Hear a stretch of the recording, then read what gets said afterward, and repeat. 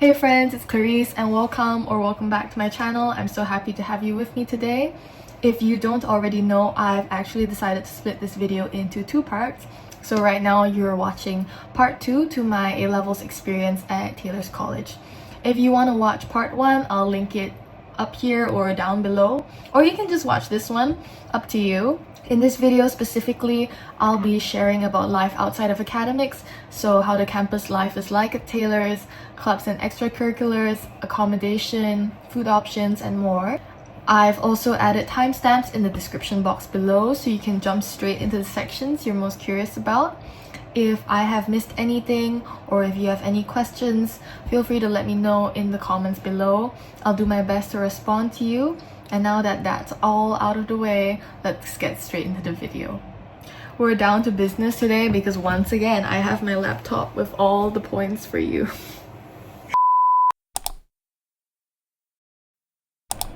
Alright, so I'm going to give you an overview of Taylor's Lakeside campus so you get a feel for the place and have an idea of what to expect. First off, as someone from a small school, campus felt massive when I first arrived.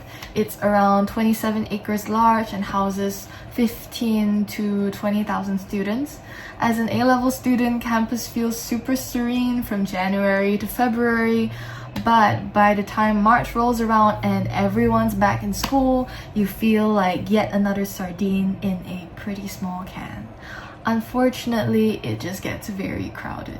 Now let's talk about study spaces because trust me, as an A-level student, you'll be studying a lot. Yeah, swallow it, process it, accept it. You can't change that.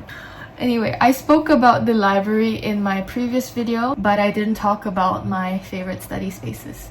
Places where I felt like I could really focus and escape the noise. My two favorites have got to be Common Ground and the E6 classrooms. Unfortunately, while Common Ground was my favorite study space while I did my A-levels because I could complete my past papers with the smell of coffee brewing and it was relatively peaceful overall, I recently learned that it's been closed down, sadly.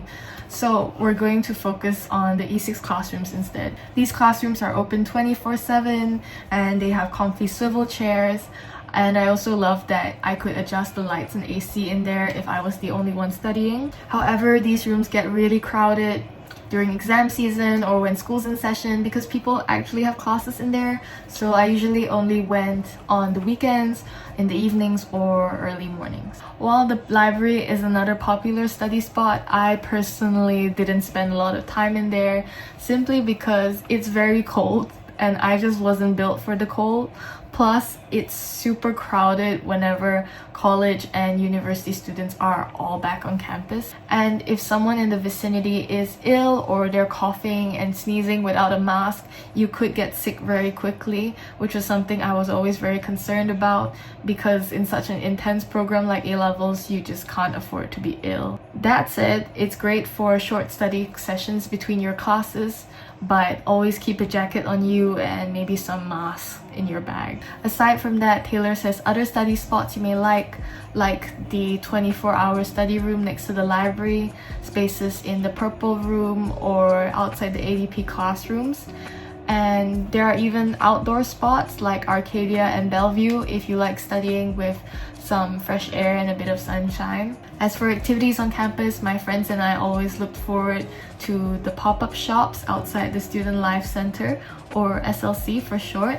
They would sell all kinds of food, drinks, and knickknacks. They weren't there every day, maybe once a month or so for about a week or a few days at a time. It was always a nice little surprise after a long day of classes. Sometimes brands will also come over and host little events at our school. I remember Kiehl's came over once with a vending machine that dispensed free samples, and those were really popular. There were more brands that came over, but for now, that's all I can recall because my memory of that is a bit fuzzy. Anyway, something I remember being worried about before arriving at Taylor's was the people I'd meet. I had heard all these things online about Taylor students being rich and snobby. But honestly, most of the people I met were nothing like that. In my A-level cohort and while I was in orchestra, I met some of the most passionate, brilliant and hardworking individuals I've met in life so far. Sure, the environment is more competitive than what I was used to, but I still made many friends with hearts of gold that I keep in touch with to this day. At the end of the day, really, I believe that you'll meet all kinds of individuals at any institution. There will be both good and bad, so I truly believe that if you're patient and put out the energy that you want to receive, you'll eventually find the right people. Now for clubs and extracurricular activities. When I first started my A-levels, I really wasn't sure how much I'd be able to get involved because balancing your studies and your personal responsibilities when you're new to living on your own can be quite a lot. But looking back, I'm really glad I decided to participate because Taylor's really gives you lots of chances to get involved. It was such a rewarding decision as well because I don't just have memories of myself studying during my A-level experience, I have memories outside of my academics as well. I really appreciated that Taylor's has such a huge variety of clubs and extracurriculars to choose from, and the campus was also really lively as a result. So whether you're into being a part of the student council, art, sports, or cultural societies, I really think there's something for everyone because there's just so much to choose from. One of the main clubs I was in was TUSO, which is short for Taylor Symphony Orchestra. I never expected it to become such a big part of the memories I have of A-levels. I got to connect with so many people who share the same love of music and, believe it or not, the same sense of humor. Joining an orchestra had always been a childhood dream of mine, so finally being a part of one was incredibly fulfilling. I looked forward to evening rehearsals and performances. I also learned so much more about music, collaborating with others, discipline and time management because I had to balance my studies and personal responsibilities on top of that. While there were definitely moments where I felt overwhelmed or frustrated with myself, I have no regrets. And this is because music has always been something that I'm truly passionate about. And besides, it helps me de-stress from my studies. If I have any advice about clubs, it's to get involved as early as you can so you don't miss out on anything. Time in A-levels flies by and you're always busy, so waiting to settle in before signing up or giving it a try may mean not doing it at all because you get too scared and overwhelmed if you wait too long. I'm glad I signed up for orchestra right from the beginning because I simply couldn't commit to it in the last 6 months of my A-levels. So looking back, I'm grateful that I made the most of whatever time I had there. Also, don't hesitate to ask any clubs about their commitment levels before joining. Most clubs are upfront about whether they're low or high commitment, and it's better for you to know early so you can manage your time more effectively. Something else to consider as an A-level student is that most clubs at Taylor's are run by university students. While this is great for meeting new people, you'll find that their schedule and yours will conflict quite a bit. For instance, I had to rehearse and perform for a big concert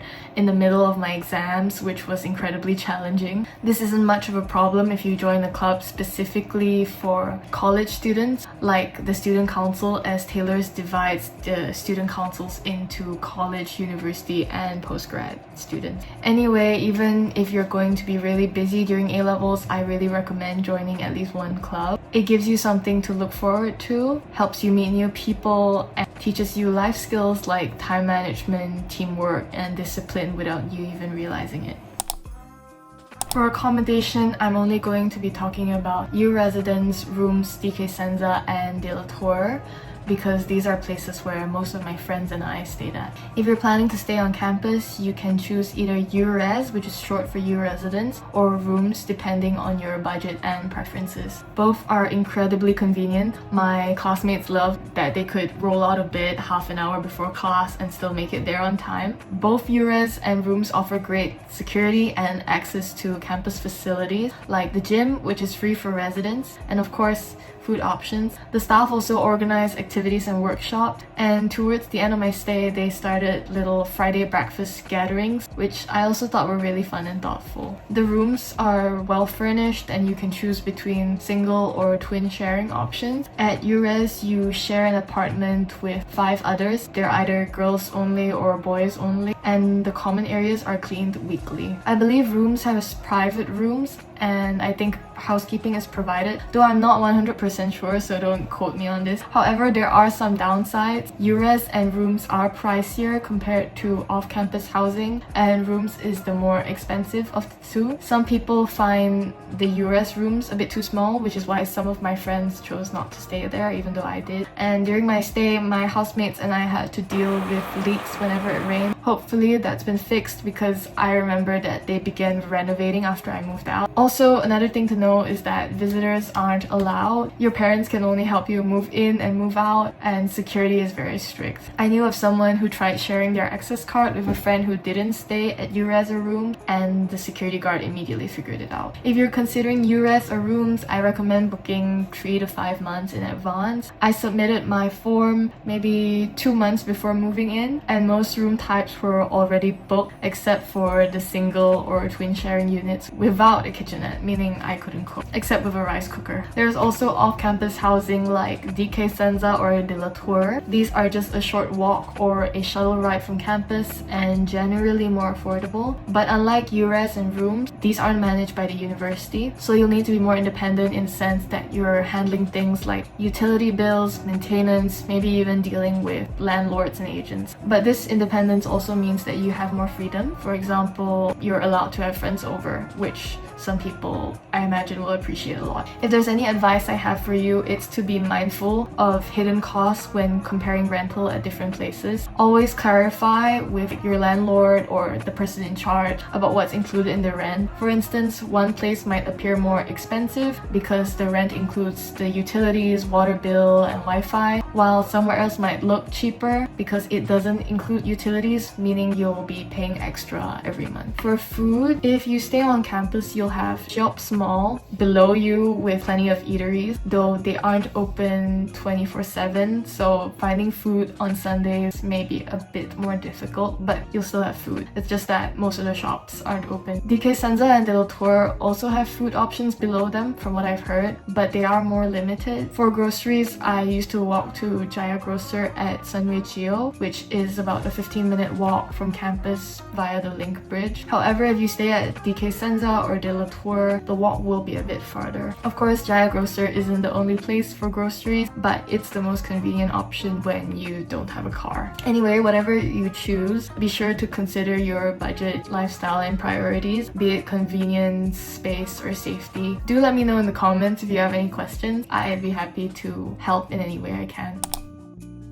Next, food options on campus. Like I said earlier, Shop Small has a lot of options, but food is pretty pricey on campus, and the average cost of any meal will be around 15 to 20 ringgit. However, I also managed to find cheaper options that were around 10 bucks. For these, I would go to Subway, Rice Bowl, or Jok Tarik Bistro for cheaper meals. Face-to-face noodles is also pretty reasonable. And of course, there's an economy rice shop that I just can't remember the actual name of. I just know it's an economy rice place. So what I do for this is that I meal prep portions of rice for myself in advance. I just wouldn't have the energy to prepare a full lunch for myself. So I bring my container with the rice in there, and I buy vegetable or meat dishes from that place. And it also helped save some money in the long run. Other than that, I would sometimes visit the Korean place or Joe's Western if I was feeling like treating myself or I just wanted a nicer meal that day. As for snacks, my friends and I loved visiting Family Mart for an onigiri or an ice cream or whatever snacks they had between our classes. Something else you may not know is that there are some eateries around the lecture halls. There is UG Cafe. My friends and I often had meals there with our lecturers, and of course consultation sessions. And there's also a place called Norwegian Sandwich, though funnily enough it isn't known for sandwiches, it's actually known for waffles. So my friends and I love their waffles, and also the waffle auntie there is really friendly. If you're up for a short walk or have a longer break between classes. Sunway Geo is about 15 minutes away with more dining options. There is an amazing bagel place called Christine's, though it is a bit pricey. My friends and I loved the Korean food at Donka's Lab, and there was also a really nice chicken rice place that I just can't remember the name of. There's also a hawker center right on top of Sunway Geo, and I found that most people don't know about this. The food up there is pretty reasonable, and they also have a lot of options. Needless to say, if you have even more time, you can